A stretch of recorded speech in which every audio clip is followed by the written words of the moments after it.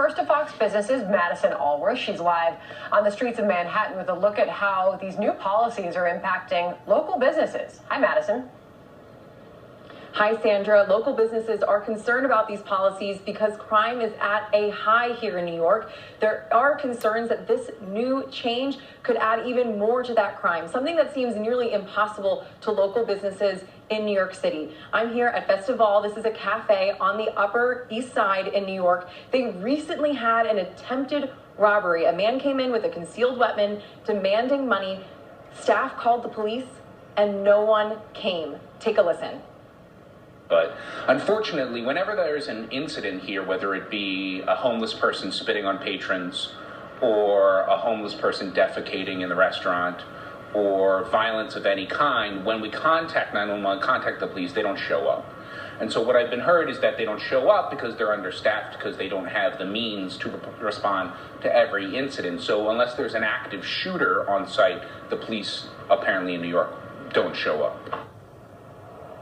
So now there's real concern that the new DA's policies could make all of this worse. Alvin Bragg has told staff to stop prosecuting certain offenses, including theft, trespassing, and resisting arrest. This all coming at a time when the city is seeing record high crime. Gun arrests are the highest we have seen in over 15 years. By November of 2021, NYPD had arrested 4,144 people, the largest number of year-to-date gun arrests since 1995. Real concern when there is no deterrent for criminals and crime to happen. That's what businesses are considering right now. And like I mentioned, they're already experiencing it. They know that a change needs to happen. Just unclear if this is the change that's going to get that done. Sandra? Just a brutal reality for so many of those business operators trying to keep their patrons safe and continue operating business. Madison, thank you. John? Sandra and Bragg's policies are following a new precedent set by district attorneys in Los Angeles, San Francisco, Chicago, and Philadelphia. All of them cities where many crimes are on the rise. But in all of those cities, the DAs got into office with the help of billionaire George Soros and his big fat bankroll. So what is Soros' ultimate goal here? Let's bring in Town Hall editor and Fox News contributor Katie Pavlich. Soros, ostensibly, is looking at criminal justice reform, which is a bipartisan issue. I mean, this is something that President Trump and Jared Kushner worked long and hard on. But Soros' vision of criminal justice reform is not exactly bipartisan, Katie.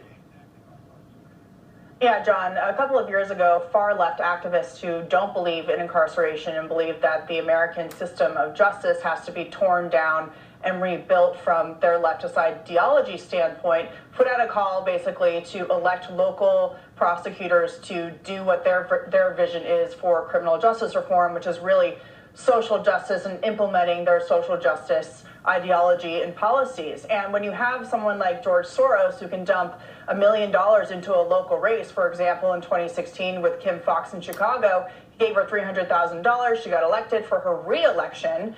He gave her $1 million. When you're dumping that kind of money into local races, it's very difficult to compete, especially when the voter turnout in those races tends to be very low. But as we've seen in Chicago, murder rates are through the roof. They're letting people out of prison. We've seen this all over the country. And in terms of the ideology here, this isn't just about incompetence. This is a deeply held ideology that you've seen implemented in cities across the country. You showed all the DAs on the screen. And it really comes down to what the DA-elect in New York just said in that interview, I believe with Eric Shawn, when he said, well, it just depends on what your definition of a criminal is. And as you see with the policies, they do not believe in putting people in prison because they think that the system is systemically racist and irredeemable, and therefore they want everybody to be released out of it, regardless if you're a murderer or not. And I think the scariest part of this too, Katie, is when you deal with the new vision that Alvin Bragg has, that armed robbery, as long as nobody was really ever threatened or hurt,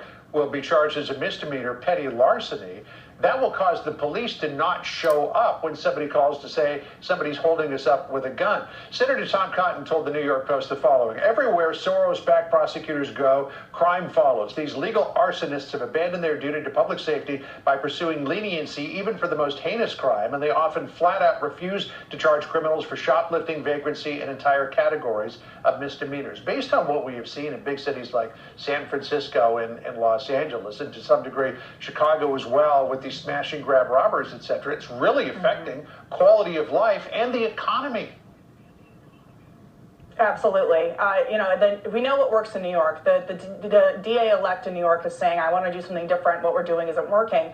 Well, what did work in New York to clean up the streets was a broken window policy under Mayor Rudy Giuliani, where you were punished for crimes that were minor crimes that didn't lead to larger crimes. Now you have the opposite approach, where the DA doesn't want to prosecute very violent crimes and is turning them into misdemeanors, which we've seen as a result of those policies with these smash and grab, running into these stores and not prosecuting people who are stealing things. What about not prosecuting people who are attacking innocent victims in a violent fashion on the street? And just to give you some more background on the ideology here, George Soros is picking people who truly believe in this non-incarceration model of criminal justice reform. For example, the DA in San Francisco, Chesa Boudin, when he ran for office in 2019, he told a story about how he understands that he grew up visiting his parents in prison. He made it seem like the system was unjust, but his parents were in prison for murder. That's why they were in prison. And so he has this idea that they just shouldn't have any incarceration, even for the most violent of crimes, which people are convicted of or plead guilty to. That's not going to end well. Katie Pavlich, great to see you. It's been a while. Happy New Year to you.